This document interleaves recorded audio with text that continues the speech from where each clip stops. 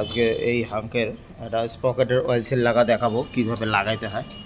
Screwdriver ছাড়া হবে কাজটা, তো সেটাই দেখাই।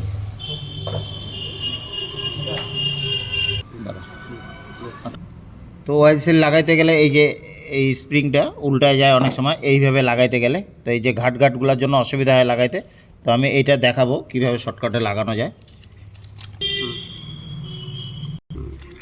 তো অয়েল সিলটাকে এইভাবে প্লাস্টিকটাকে এইভাবে মোড়ায় নিতে হবে, এইভাবে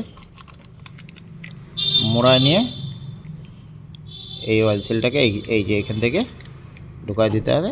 একদম ইজি, কোনো স্ক্রুড্রাইভার লাগবে না। এই যে বসে গেছে অয়েল সিল, এই যে বের হয়ে গেছে, এই যে একদম ইজি।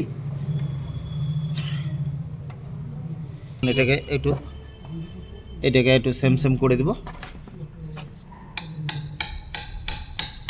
তো এইভাবে করলে পরে স্প্রিং উল্টানোর একদম চান্স খুবই কম, নাই, নাহলে আবার লিক হতে পারে। হয়ে গেছে ফিটিং এটা। তো কাজটা কেমন লাগলো জানাবেন।